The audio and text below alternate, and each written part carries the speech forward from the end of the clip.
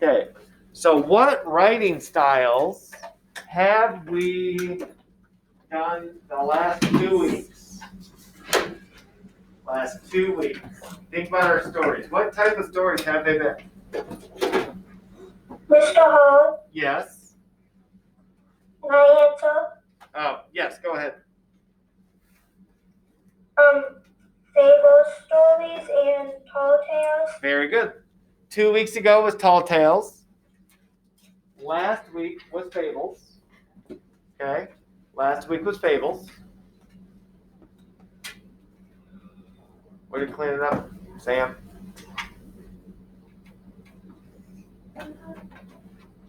Last week was Fables. This week, we're doing something. They've all been kind of similar to each other. Right now, we have a third type. Go ahead, take out your reading books. Yes, I know, Parker Payton. I will display a reading book.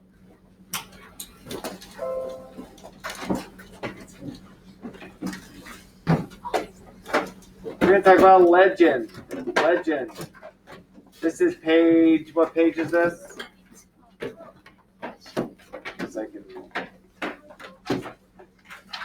Page 101, no. 125. 125. Actually, it'll be 100 before 100, so 124. Okay, legend. I would like Cruz read to us what a legend is. Legends are stories from the past that are believed by many people but cannot be proved to be true. Legends may explain how things come to be. The main character is known as the hero. The plot includes the hero overcoming Obstacle. Events or characters have a larger than life quality. Fictional figures tell stories in visual and audio narrative.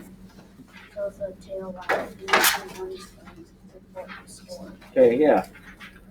So legends are stories from the past, believed by many people but cannot be proven true.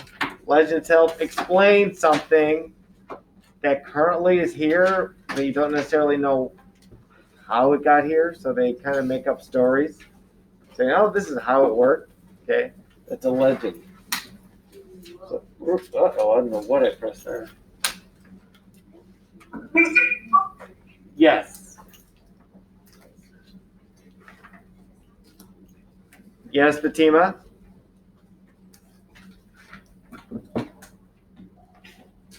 She must have cut up. So these are our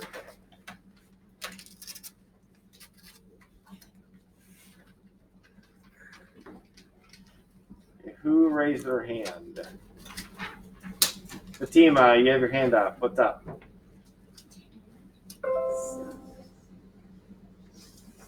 I have 2 questions. Yes.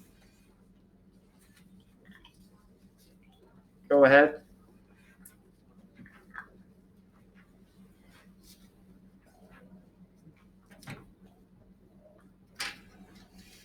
Fatima, you keep cutting in and out. We can't quite hear you. I did. I have 2 questions. Yes. One, what page are we on? And the second one was, you're glitching out. Okay, we are on page 126. Okay, we're on 126, and I think it might be your internet connection possibly might be glitching out because you were kind of glitching out on us. It could be the schools. Yeah, I'm not 100% sure on that. But we're on 126. Are we doing our reading books? Yes, reading books, Jocelyn. Okay. I know you're glitching, Fatima. That's okay. So this is our vocabulary that we did stuff with yesterday. What does gratitude mean? Can you your own words, what's gratitude mean? Morgan? Thankful. How about withered? Withered. Gavin? It means like shriveled up or like dry. Okay, shriveled up, dry. Okay. Scorching. Scorching. It's scorching outside, says the popsicle. So popsicle, huh? Popsicle like it really cold. Emmy, scorching. Really hot. Reckless. What does reckless mean? Reckless. Sam. The reckless race car driver focused on winning the race. Okay, but give me a definition. That makes sense. What's the definition for reckless? I don't know how to explain it. Like, not caring what people do. Good. Not careful, not caring about others. Yeah, reckless. It'd be the opposite of cautious. It would not Yeah, be I cautious. said not. Oh, not cautious, yes. Assumed. Assumed. You should never assume there will not be homework.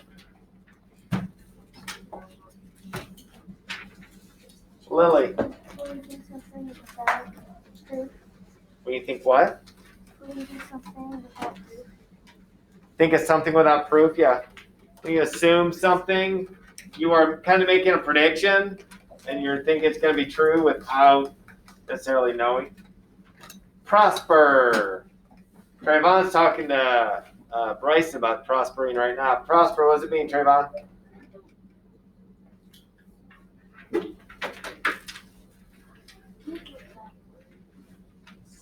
You do your homework yesterday? Yeah. I don't remember what it was. Okay. Emerson. I know. Oh, go ahead.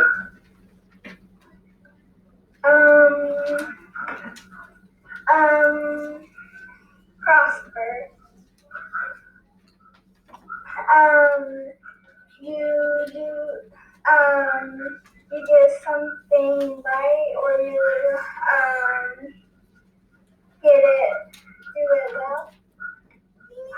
Okay, kinda. Bryson. You're successful or something. Successful at something. Trayvon. You succeed and do it well. Succeed and do it well. Yeah. When we combine them all together. Yes, Morgan. Live long. What? Live long. Okay. The official one. If you prosper, you succeed and do it well. You succeed and do it well. Here are our authors, Eric A. Kimmel and Young-Shi Wang. Okay. No problem there, Trayvon? I don't know what the second S looks like. I would pronounce it Young-Shing. Young-Shing. Young-Shing, then Juan, Jiang. I'm not sure exactly how to pronounce it.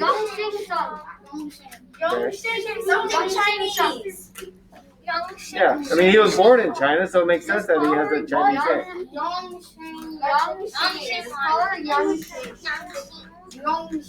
Okay.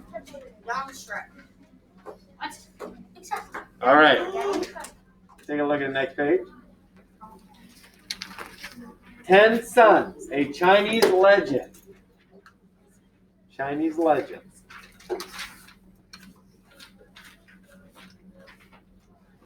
The story of the 10 Sons is one of the oldest Chinese myths, going as far back as the Shang Dynasty, circa 1523 BC to 1027 BC. There are several versions of this myth. Long ago, when the world was new, a giant mulberry tree grew on the far side of the sea, on the edge of the eastern horizon. Its roots plunged deep into the earth, Its branches scraped the sky. Nestled in the topmost branches of this tree stood a jade palace. Hammered sheets of gold formed its roof. Its windows were made of the thinnest panes of amethyst and lapis lazuli. This was the palace of Di-Jun, the Eastern Emperor, the god who ruled the regions of the sky where the sun arises.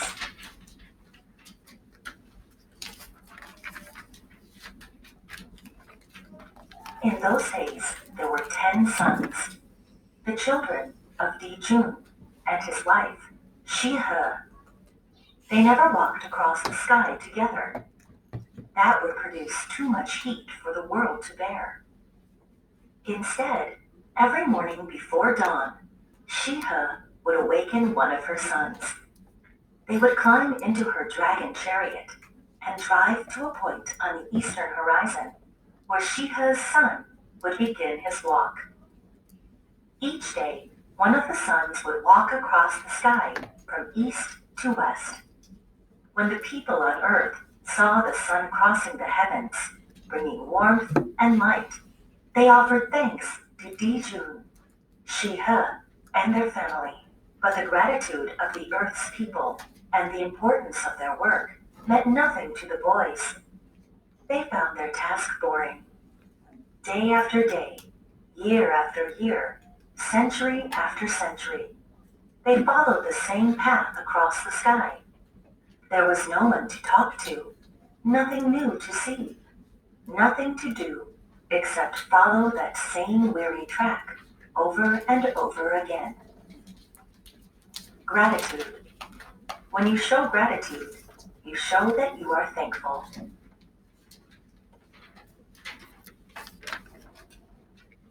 One night, as Di-Jun's boys lay in bed, they began talking. Huo Fenghuang, the oldest, said, "I would not mind walking the path so much if I had some company." "I feel the same way," Pili Singh, the youngest, replied. "Tomorrow, let's do something different. Why don't we all get up early, take the dragon chariot, and walk across the sky together?" The others agreed. A splendid idea. In the dark of night, while their parents slept, the boys arose, put on their brightest garments, hitched the dragon to their mother's chariot, and rode across the star-swept sky to the eastern horizon. Laughing, chattering, with their arms around one another's shoulders, they began their walk. When dawn came, the people who lived on Earth were astonished to see 10 suns appear above the horizon. The blazing heat of 10 suns, shining down at once, was more than the world could bear. Crops withered in the fields, forests caught fire, lakes and rivers dried up, mountains shattered to pieces, the sea began to boil, people and animals grew faint. They stretched themselves on the scorching ground and waited to die. Withered. If a plant has withered, it has dried up and died. Scorching. Something that is scorching is very, very hot.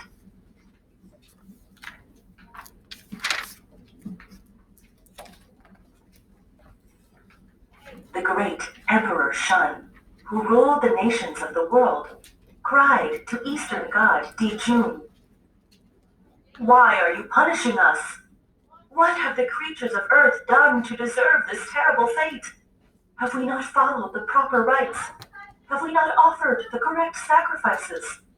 Why have you sent your sons to destroy us?" The great Emperor's cries woke Di-Jun and Shi-He. They looked out the window of the Jade Palace. In the distance, they saw their 10 sons marching together across the sky. Di-Jun and Shi-He called to them, "Come back at once! Go no further!" But the boys did not listen. Earth was far below. They could not see the damage they were causing. Higher and higher they climbed, until they reached the place where where the sun stands at noon. June could not allow the world to be destroyed. The existence of all living things depended on him. If his sons would not abandon their reckless walk, he would have to stop them. June summoned Hu Yi, the archer of heaven. Reckless. Someone who is reckless does not care how his or her actions affect others.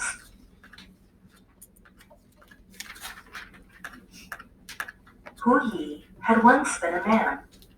He introduced the science of archery to the world by inventing the bow and arrow. As a reward for his discovery, the gods placed him in the heavens among the constellations. Jun presented Hu Yi with a magic bow and 10 magic arrows.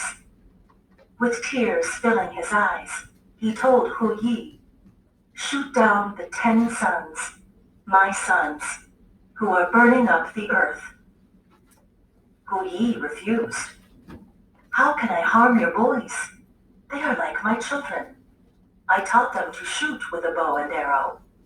We both still love them, even when they disobey."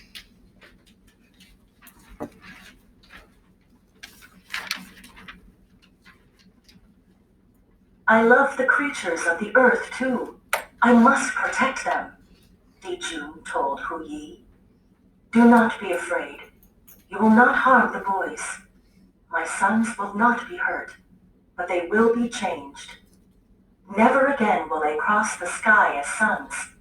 They will be gods no more. Hurry, do as I command. There is no time to spare. The earth is dying." Hu Yi took Jun's bow and magic arrows.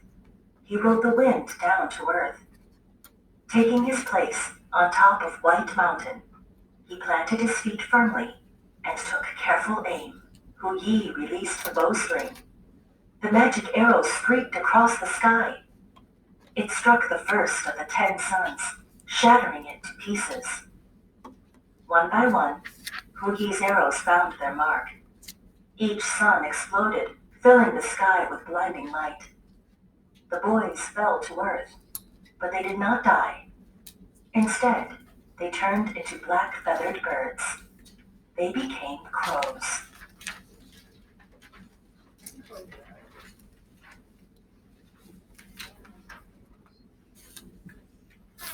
The Emperor Shun watched the suns exploding in the sky. Suddenly, he realized that if Hu Yi destroyed all the suns, there would be no heat or light. The earth would be plunged into icy darkness. There was no time to spare. The Emperor Shun summoned his fastest messenger. "Go to the top of White Mountain. Find Hu Yi. Remove one arrow from his quiver to make sure he does not shoot down all the suns." The messenger mounted his horse. He rode faster than he had ever ridden in his life, all the way to the top of White Mountain. There he saw Hu Yi. By now, only one sun remained in the sky. Shun's messenger plucked the last arrow from Hu Yi's quiver, just as the archer of heaven reached for it. Finding no more magic arrows, Hu Yi assumed his work was done. He unstrung his bow and rode the wind back to the stars. Assumed. If you assumed something, you believed it without proof. Since that day, only one sun shines overhead. Every morning, the crows gather on White Mountain to greet the dawn. "Wah, wah!" they call to their brother, the sun, as he begins his lonely walk across the sky. For they remember that once they too were gods, and hope for the day when their parents, Jun and Shihe, will forgive them.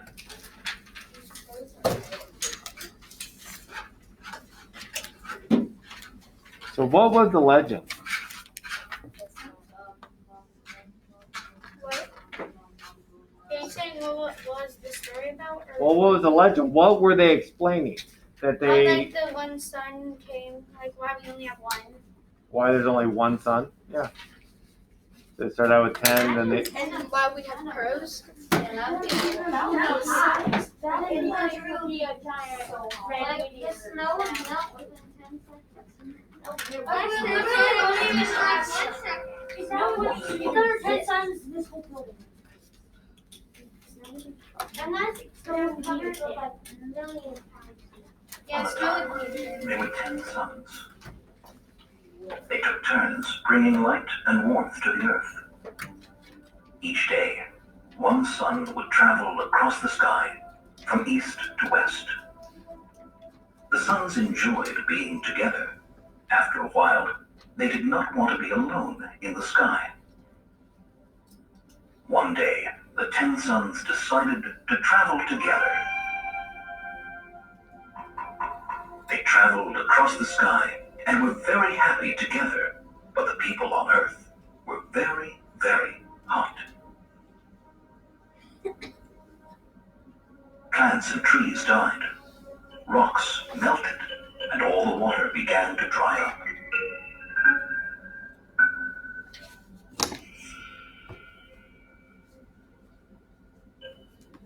The people of China begged their emperor Yao to tell the suns not to do this ever again.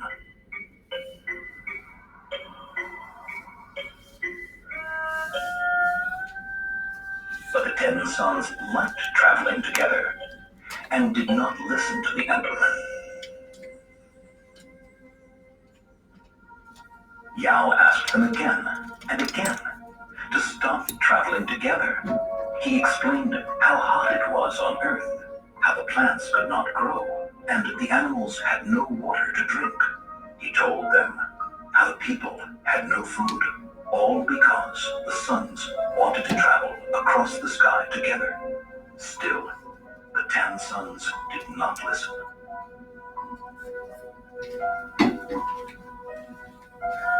The emperor did not know what to do. He wanted the suns to be happy, but not if it meant Earth had to suffer.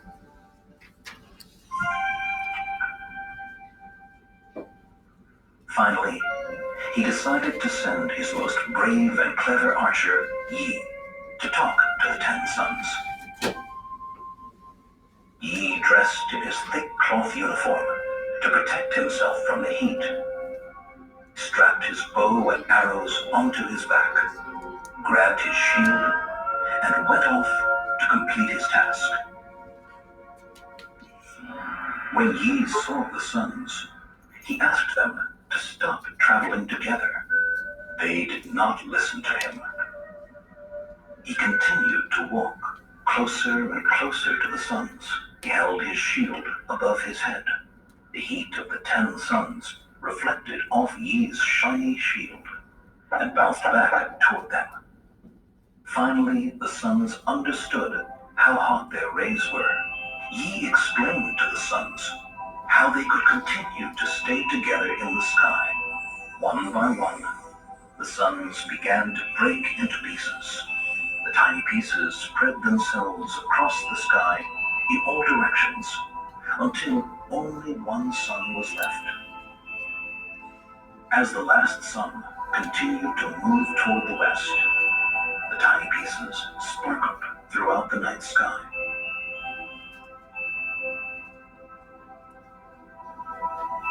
The emperor and the people of China were thankful, and Earth began to prosper again.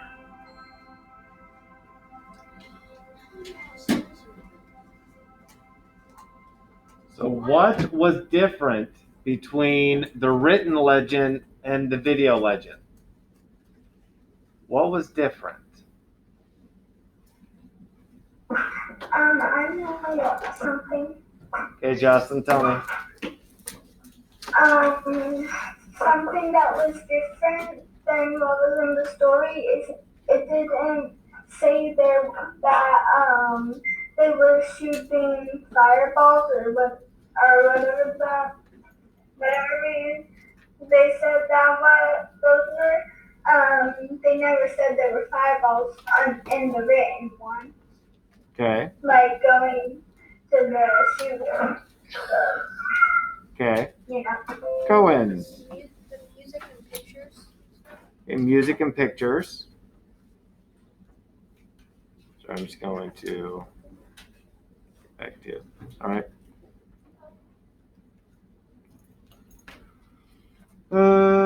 Eeny, meeny, miny, Morgan. The archer didn't have a magic bow. Okay. You didn't shoot any arrows at the suns and turn them in. Oh, I'll stop there. You hit your hand for the second time today, so I'll call on you. Sun that looks like they exploded themselves, so they didn't hurt the earth instead of getting shot. Okay. That sounds pretty dark. I'm gonna. Bryson looks like his bladder's gonna explode. So Bryson. How the archer talked to them in the video, he didn't talk to them in the writing.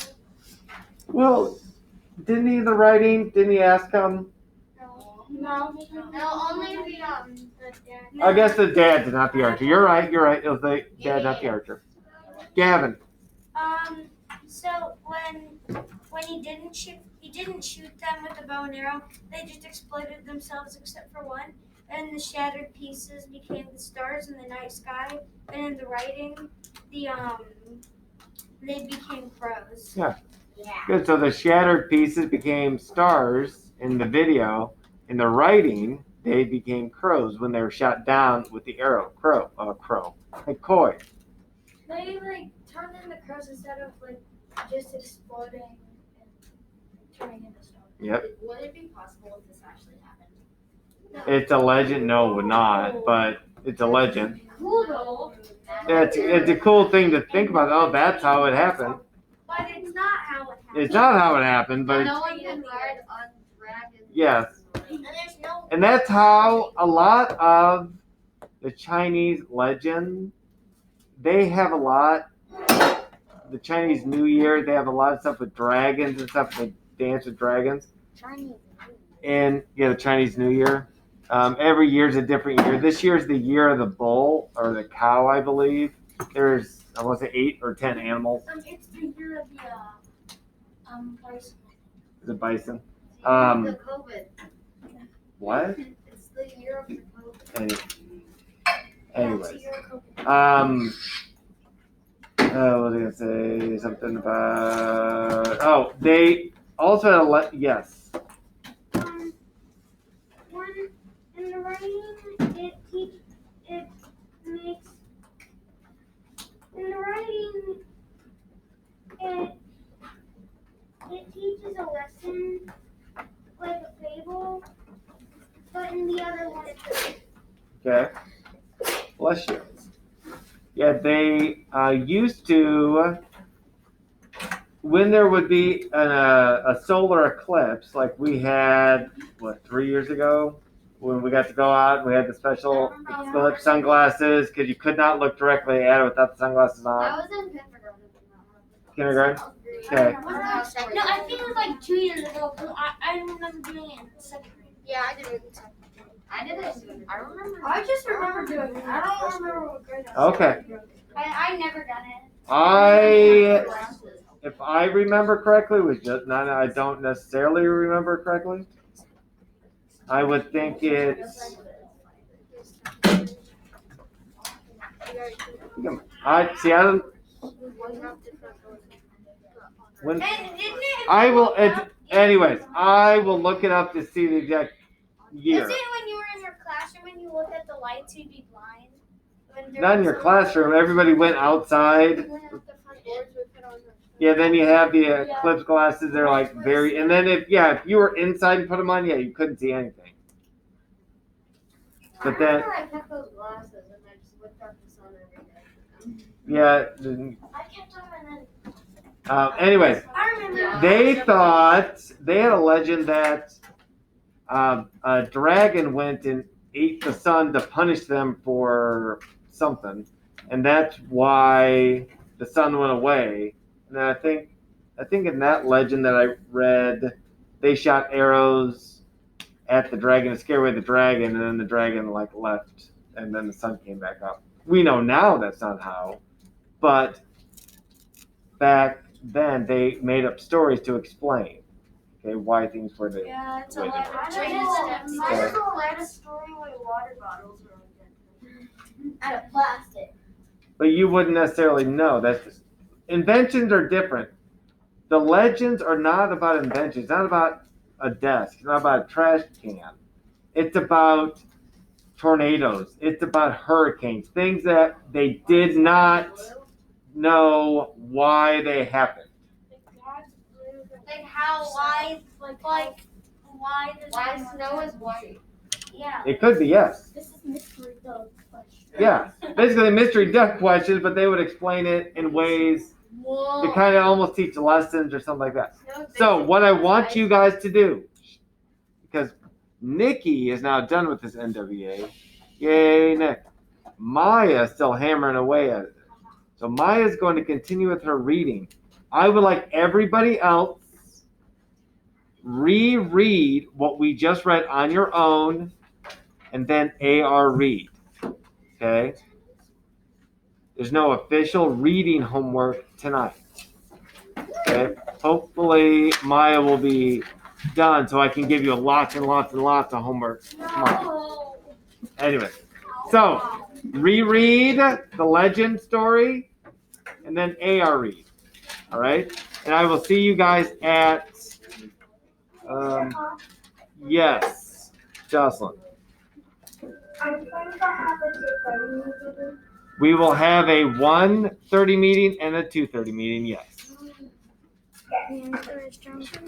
All right, so I'll see you guys at 1:30. All right.